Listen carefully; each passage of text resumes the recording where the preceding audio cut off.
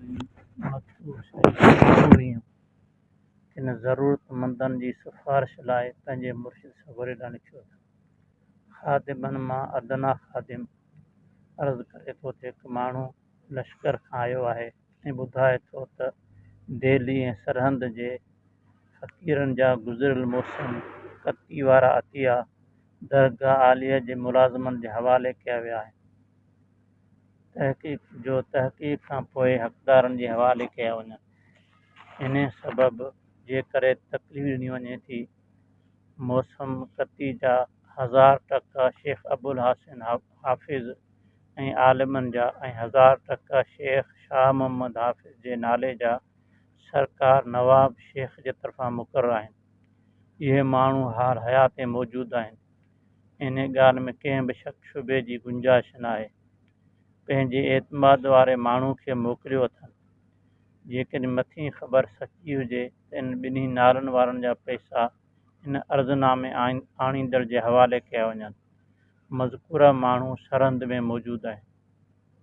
मकतूब शरीफ़ 20 किन ज़रूरतमंद माण्हुनि जी सिफ़ारिश में पंहिंजे मुर्शिद सॻोरे ॾांहुं लिखियो अथनि।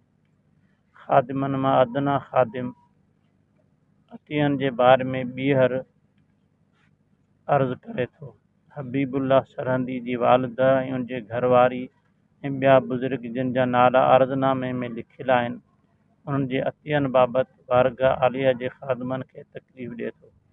अगरि इन्हनि जा अतिया दिल्ली में पहुता आहिनि त मौलाना अली खे हुकुम फरमायो त ज़िक्र कयल माण्हुनि खे दिलदारी ॾिए ऐं के पाण आया आहिनि ऐं किन पंहिंजा वकील मोकिलिया आहिनि।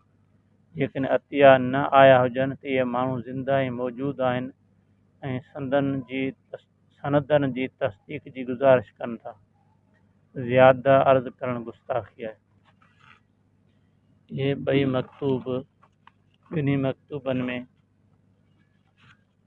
हुकूमत जा वज़ीर या सरबराह के वॾनि उहिदनि वारा माण्हू जेके हज़रत ख़्वाजा बाक़ी बिल्ला जा मुरीद हुआ, उहे माण्हू दरगाह सां वाबिस्ता जेके अहले ख़ैर नेक या इल्म वारा माण्हू हुआ, जेके ग़रीब हुआ, उन्हनि जी मदद कंदा, उन जे लाइ पैसा मुक़ररु थियल हुआ।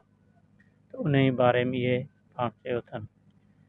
ऐं हदीस शरीफ़ में बि आहे, पाण करीम सल्लल्लाहु अलैहि वसल्लम फ़रमाइनि था त जॾहिं बानू कंहिं बाने जी मदद में हुजे थो, जेसि ताईं उनजी मदद में आहे तेसि ताईं अल्लाह ताला उन बाने जी मदद में हूंदो।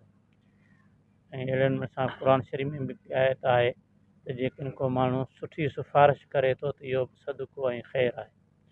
त पाण उन अंदाज़ सां इहे संदन मुर्शिद लिखिया अथनि।